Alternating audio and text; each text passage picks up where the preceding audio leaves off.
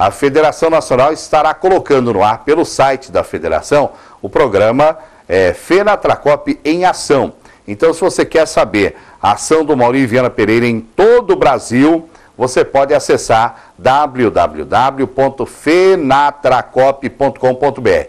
Aí as letrinhas o Gilson está colocando para você, fenatracop.com.br. O Clair Espanhol falou no último domingo pela manhã sobre as negociações. Como foram as negociações, quais foram os números apurados para as negociações, o poder do voto do trabalhador em cooperativa e, é claro, o papel dos sindicatos e também das cooperativas. Meu amigo Clair Espanhol, presidente da FETRACOP, fala agora aqui no Sindicato em Ação. Coloca no ar. É uma satisfação fazer parte desta Assembleia aqui dos Trabalhadores da Cevada. Minha saudação ao presidente Maurício Viana, doutor Ivânio, ao Manel, todos os que fazem parte aqui do Sintrascopa e principalmente a vocês, trabalhadores em cooperativas, que levantaram cedo nesse domingo, que poderiam estar curtindo a família, descansando, repondo as energias para mais uma semana de trabalho. Quero dizer para vocês que vocês estão cedendo um dia de descanso para vir aqui definir aquilo que nós demoramos 90 e poucos dias para chegar num documento final que vem para apreciação da parte mais interessada desse documento, que são vocês mesmos, porque mexe com a questão salarial de vocês. Eu gostei de ver antes aqui a mobilização, né? Vocês ficaram meio, fizeram uma manifestação aqui pelo atraso, com todo direito, e eu acredito que o atraso maior não é o atraso da Assembleia, é o atraso da definição da negociação. Então nós sabemos também que nós demoramos para chegar nesse termo final, mas é por uma questão justa. O sindicato não pode fazer nada atropelado que possa prejudicar o trabalhador. É por isso que nós tomamos todos os cuidados para que essa negociação fosse demorada o tempo que fosse, mas que ela extraísse realmente aquilo que fosse mais produtivo, que fosse mais benéfico para o trabalhador e que vocês pudessem analisar de forma tranquila, votando com a consciência de vocês, sem a pressão de ninguém, de forma secreta, decidindo aquilo que vocês querem que o sindicato de vocês faça. Nesse período de 90 dias, nós fomos para as mesas de negociações.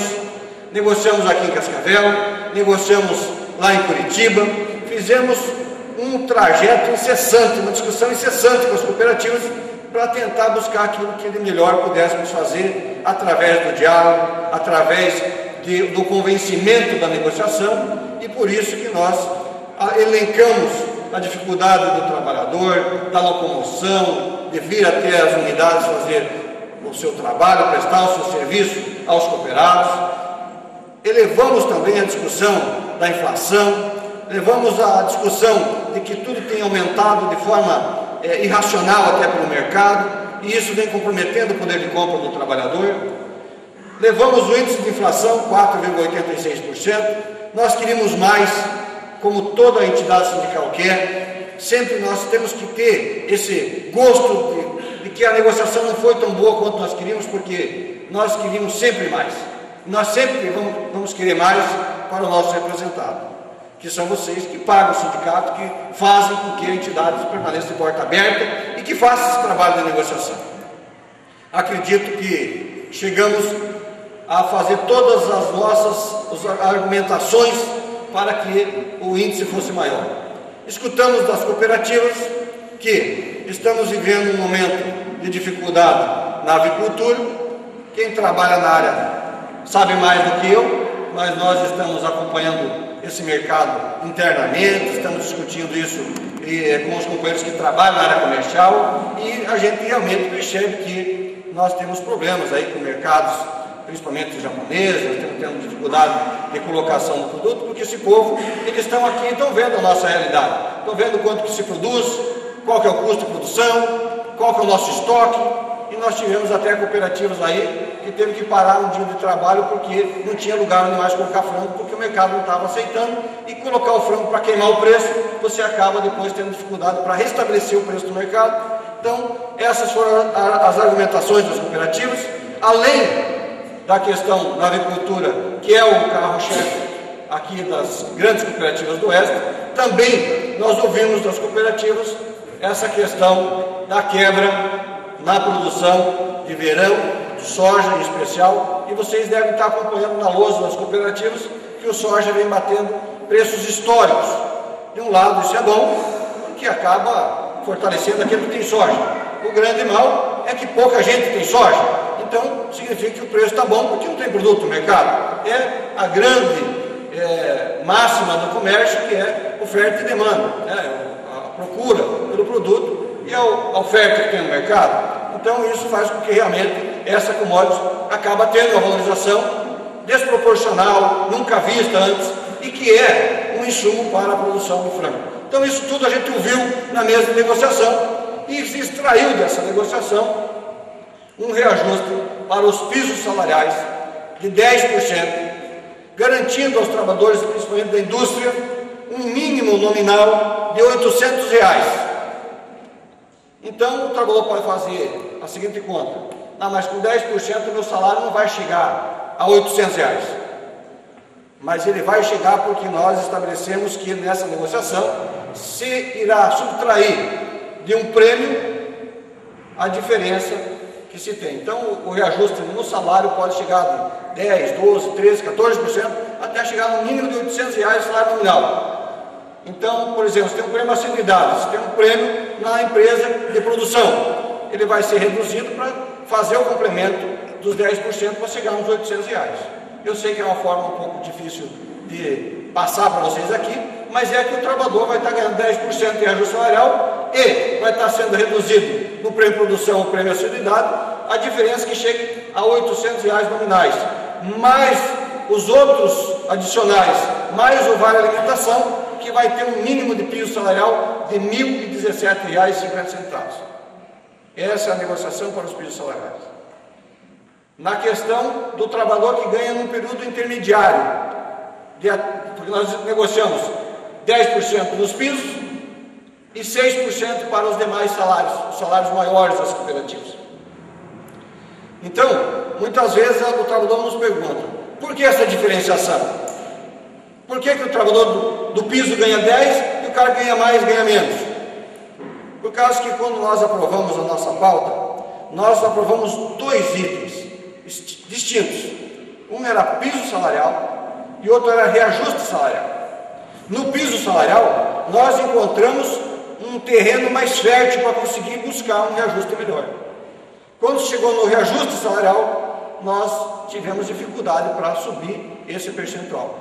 Mesmo assim, garantindo 1,14% de aumento real de salário. De 4,86% a inflação, deduz-se 6%, ainda nós tivemos um aumento real de salário para aqueles que vão ganhar menos em percentual, mesmo assim, ainda acima dos índices de inflação. Portanto, a negociação se sucedeu dessa forma. Nós ficamos discutindo 3, 4 negociações para ver se a gente conseguia evoluir pelo menos nos 6%. Não tivemos êxito, não tinha mais o que se fazer na mesma negociação, a não ser trazer para a análise dos senhores. É vocês que vão dizer se o presidente do sindicato aqui, o Mauri, vai assinar ou não um documento com esses números, ou se os trabalhadores vão radicalizar e vão cruzar os braços, paralisando as atividades, forçando a cooperativa a dar um número melhor. O momento que eu falo para vocês, tenho rodado esse estado. Semana passada estive na região sudoeste do Paraná, estive vendo a situação de um frigorífico lá de Capanema, aonde os produtores cruzaram os braços na frente da unidade agroindustrial, que não é a cooperativa, paralisaram, não entra frango vivo, não sai frango para ser comercializado. Não estão recebendo pelo que alojaram, pelo que entregaram para a agroindústria, está morrendo pintainha dentro do aviário, uma situação desoladora lá naquela região lá, por conta desse efeito do mercado avícola. Estamos vivendo uma das maiores crises da agricultura. Mas quem conhece da Cevale é o trabalhador da Cevale. Não sou eu que trabalham lá na Copacol, que vou vir aqui dar pitaco no voto de vocês. Vocês vão dizer o que o Sintrascopa deve fazer com relação a essa negociação. Se vocês votarem pela aprovação, autoriza o sindicato a assinar o documento. Se vocês votarem pela greve, o sindicato tem que dar o prazo para a cooperativa de 72 horas para estabelecer o processo paredista para forçar a cooperativa a rever os números.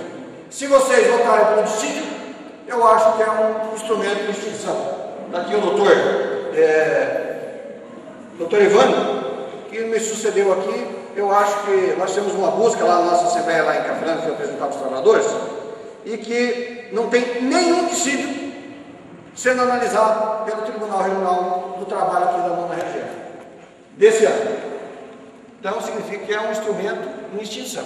Né? Então, eu acredito que vocês devem formar a opinião de vocês, o convencimento de vocês e proferir o voto. Peço desculpa a vocês pela demora da negociação, mas mais uma vez quero reafirmar para todos vocês aqui que essas negociações foram levadas do início até o fim de forma a preservar o direito e o interesse maior de uma entidade sindical que deve sempre ser o trabalhador. Muito obrigado, boa Assembleia e tenham todos uma boa votação. Obrigado. Obrigado, meu caro Clair Espanhol, pelas informações.